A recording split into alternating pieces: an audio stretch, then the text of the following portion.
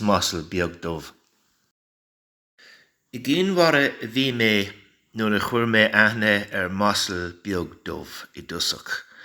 Lá aon I bhí ann agus bhí sin na hasan sin chus tlaí, agus a thón na gaoi gon ardaige an síl ná ag an síl Ach chuir mé haon sim ann ó hús. Bhí asal bhóim, bhí mé tuirseach don túlód. Nach nimróg sesin mé haon agus me bháile agus me chóta mór agus scacaíon tót. Agus carabhís nach bhain séir go leorí.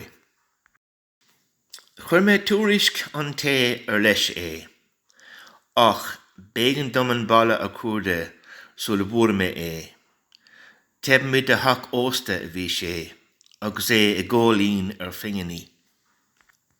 Dar nó dhiúlach sé an tasal, cad chuige nach dhiúlach go bhuiigh sé a luach, sea a luach. Pingan a bháin ní dlacach sé bhuaim ach a luach.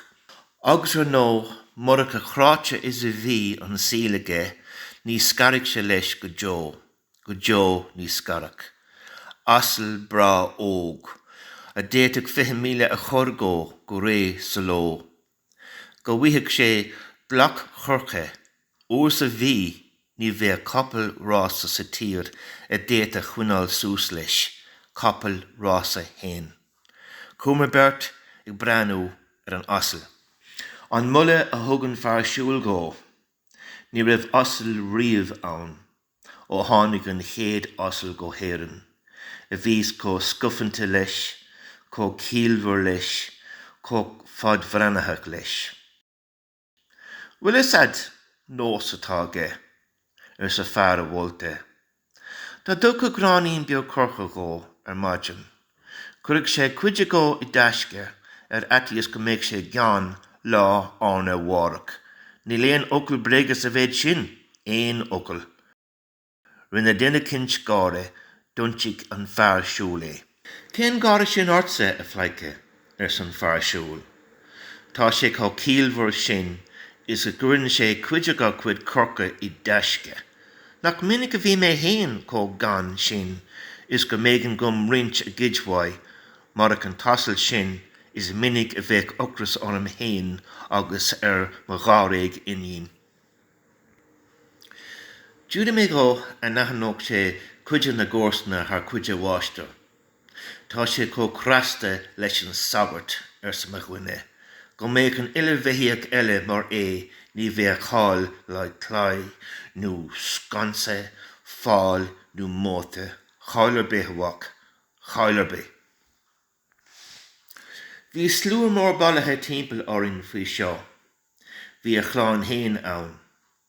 Ní fios gom an raibh an dáréig a cub ann, ach an méad a bhí ní casaí ort in éon bháil eile in éireann, scata páistí a bhí có gioblach, solach, smarthalób, agus gach duine cub níos mí bhainte ná an duine eile. Bhí a bhain ann, I cusnachta, ceannachta, fiánta, chuir siise isteach ar a gcaint. An címar leat an lá a feather, a siise lena fearr. An címar leat an lá a naci sé amach ag snábh san ann, gur thug sé I dtír bhicilín bocht a bhí gemacht le sro. Tuigeann nach éimearán sesin, sea a haibh, agus an lá targa 5 funt go mir. 5 funt siise lom. Fuair sé na 5 funt 5 havrann bhuí steach I lá an ghlaice. Mochail go bór sesin a chuir isteach ore. Bhí an targan in sin a gom I mar ghlaich agus an marga dénta. Ach nuair a chunig an tasal bocht seise, agus na deora leis go ramar ag scara leis, níor éid sé gan na marga bhrise. Éist sesin, leabhar go ré a dorm, níl focail go bhuilimid a rán seo nach diggin sé, féach an chlús atá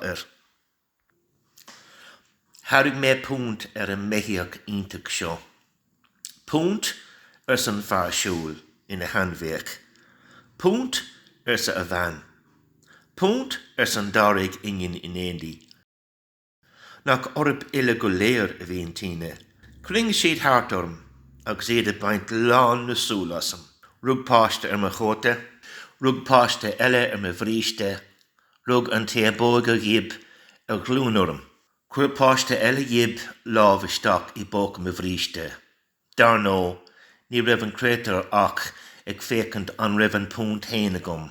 Ach, ní púnt a fuair sé, ach ledóg fin glúis, agus ní ó rídar na mróthra ach irid. Hanne an tasal beag lum go má, dhéanach sé cúis. Dumbróg sé cuidig an bóthar mé, agus déta né dhíl úra bé a men tuise go. Púnt ar sa mise a ríist. Rá púnt ar sa fearn siúl.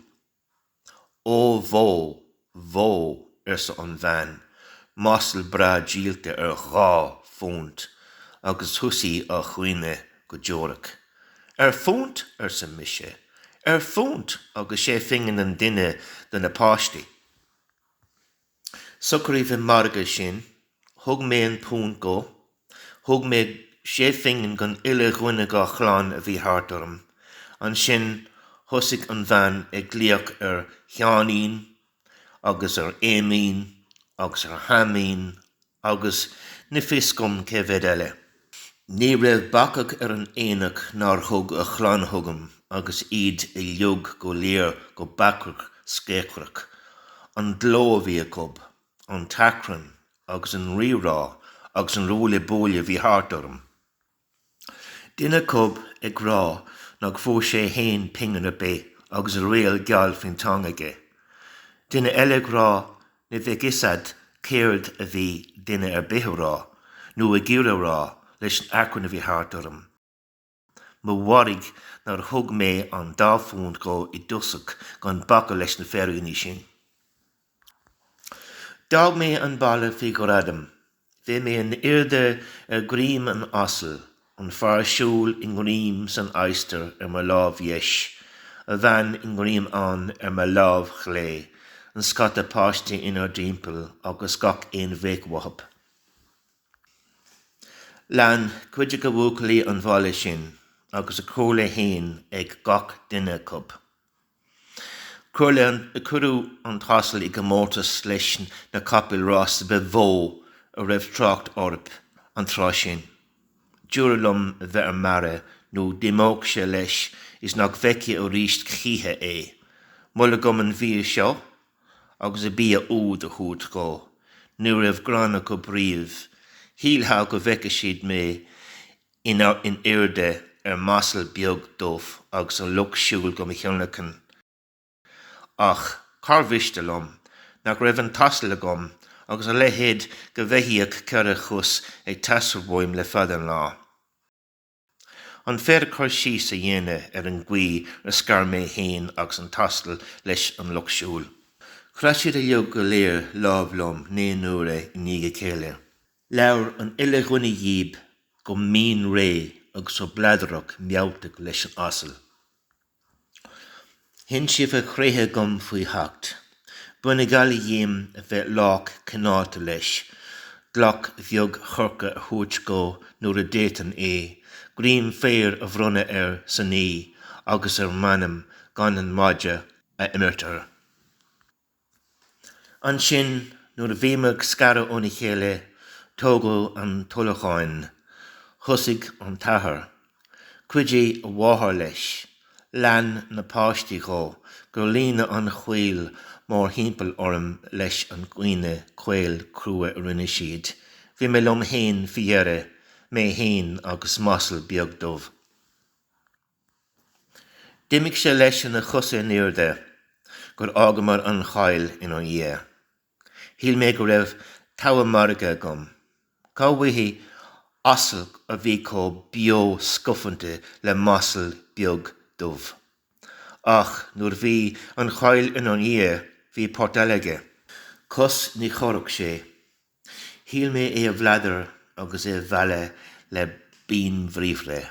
Ní raibh ardaige orm. Híl mé a bhoga leis an mata, chur ní cuireadh sé go, ach éana hasan sin I lumlár an bmhóthir.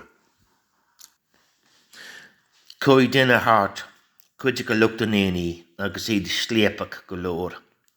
Mulla gom seo a dhéana leis. Mulla gom siúd a dhéana leis. Ach nuair a bhfuil duine a cub gom a iompar scathbhagan bhealach, bhris a maine agus chuir mé cichlach in ígan duine sin. Bégan gom sa deire a híocht an nús agus se a harangt in mi dhé I naige chus agus chin. Nach mise chur na deá Pádraice leis an bhar siúil a ghéile lethe go bheithiaach lom. Ach, ní raibh sé bháid gur thug mé fu ruide cint aisteach fi dhearre. Bhí sé fateach agus na cuireach éon ní fatias comór agus a cuireach an cheol a dhéanans an ghuí in éige Crann. Ní túisce a gabhadh sé isteach faoi gréige na Crann a bhí ar leat taobh an bhóthar ná chaileadh sé an spadántacht agus is a réigean a détaí chuineáil. Cuireadh sé tlús ar hain I dusach, an sin creathach sé hain ar nós madra a bheith éis sé hiocht as an isce agus sula méicéad bheith sé gimimecht leis ina chusa in arde. Bhílam. Cheangal mé go dheata isteach lom sa chail. Bhain mé lám a ggóil go orghéalúr.